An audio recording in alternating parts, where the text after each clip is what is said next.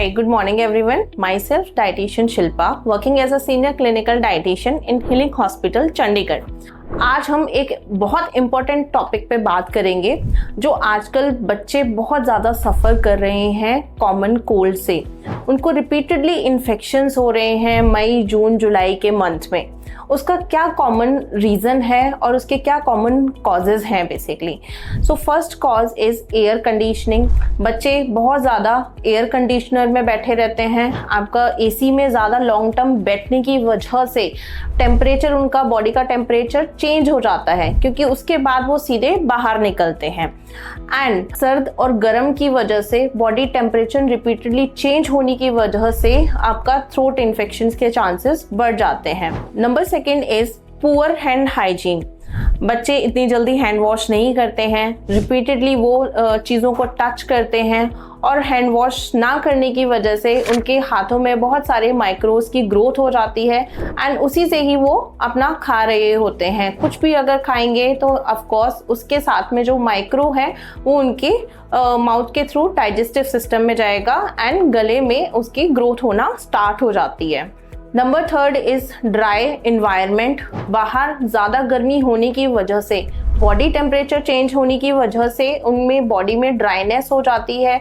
बच्चे ज़्यादा पानी नहीं पीते हैं, अदर लिक्विड्स का इंटेक नहीं करते हैं, उसकी वजह से उनको ड्राइनेस के चांसेस की वजह से थ्रोट इन्फेक्शंस क्रिएट होते हैं। The fourth one is eating excess amount of fried food और आउटसाइड फूड। बच्चों को आजकल आइसक्रीम बहुत अच्छी लगती है।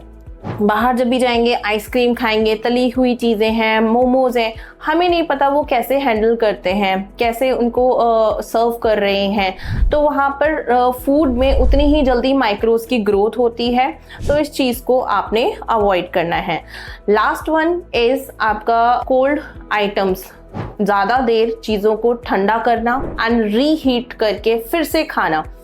हम फ्रिज में वो चीज़ें रख देते हैं ज़्यादा देर तक एंड रिपीटेडली जब उसको हीट करके खाते हैं, उसकी वजह से भी खाने में माइक्रोज की ग्रोथ हो जाती है, जो डायरेक्टली कॉज है आपका थ्रोट इन्फेक्शन का।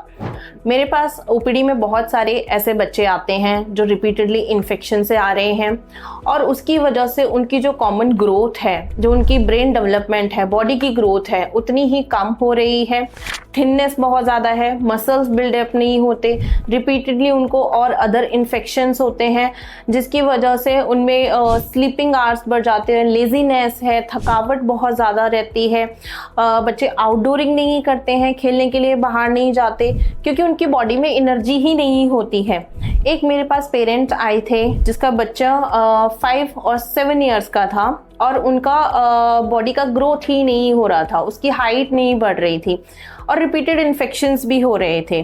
सो एक ये कॉज भी होता है कि बच्चों की हाइट नहीं बढ़ती है और उनकी मसल्स वीकनेस और मसल्स बिल्डअप नहीं होते हैं, जिसकी वजह से और मल्टीपल बच्चों में प्रॉब्लम्स दिखी जाती हैं। छोटे छोटे बच्चों में आप देखते होंगे रिपीटेड इन्फेक्शंस की वजह से उनको चेस्ट निमोनिया देखा जा रहा है, लिवर में इन्फेक्शंस देखी जा रही है। तो उसका जो मेन कॉज है आपके हाइजीन एंड सैनिटेशन का ना होना। इस चीज़ को आपने ज़रूर ध्यान में रखना है। सम टिप्स मैं आपसे डिस्कस करूंगी इस वीडियो में, जो आप इस चीज़ों से ओवरकम कर सकते हैं एंड पेरेंट्स अपने बच्चों को प्रिवेंट कर सकते हैं। So number 1 is stay hydrated. अपने बच्चों को पानी ज़्यादा से ज़्यादा पिलाइए। Coconut water, lemon water, fresh lassi, vegetable soups जो घर के बने हुए होते हैं वो आप उनको दे सकते हैं। बाहर के कोल्ड ड्रिंक्स, जूसेस, ये सब चीज़ें टोटली आप उनकी डाइट से एलिमिनेट करेंगे।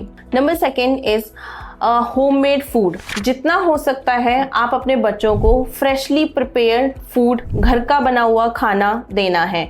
बाहर का जितना फूड स्टफ है, स्पेशली ऑयली फूड, आपने अवॉइड करना है। आपको क्रेविंग्स तो बहुत होती हैं बच्चों को, हमने चीज़ खाना है, बर्गर्स खाने हैं, बट उतने ही हैंड हाइजीन ना मेंटेन होने की वजह से उनको रिपीटेडली इन्फेक्शंस होते हैं। वही बर्गर, वही चीज़ें आप उनको घर पर बनाकर दे सकते हैं अपनी अंडर ऑब्जर्वेशन में, जिसमें आपका hand hygiene main role play करता है। थर्ड वन इज़ आपका ज़्यादा देर तक आपने अपनी चीज़ों को जो प्रिपेयर्ड फूड है आपने फ्रिज में नहीं रखना है। फ्रेशली प्रिपेयर्ड फूड को आपने वन टाइम हीट करना है, रिपीटेडली हीट नहीं करना, और वही फूड अपने बच्चों को खाने के लिए देना है। जो फ्रेश प्रिपेयर्ड फूड होता है उतने ही उसमें न्यूट्रिएंट्स अच्छे होते हैं, प्रोटीन इंटेक अच्छा होता है, आपके मिनरल्स वाइटामिन्स इतनी जल्दी डिस्ट्रॉय नहीं होते हैं।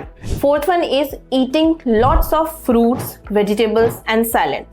आजकल बच्चे फ्रूट्स खाने से बहुत कतराते हैं, बट सीजनल फ्रूट्स वो बहुत अच्छे आ रहे हैं, आपके वाटर बेस्ड फ्रूट्स आ रहे हैं। सो एज सच आपने ज़्यादा से ज़्यादा अपने बच्चों को फ्रूट्स, वेजिटेबल्स एंड सैलेड्स का कंजप्शन रखना है, जिससे उनकी बॉडी में मल्टीविटामिन्स का भी रहे सोर्स एंड प्रोटीन्स, साथ के साथ आपका वाटर लेवल भी मेंटेन रहेगा।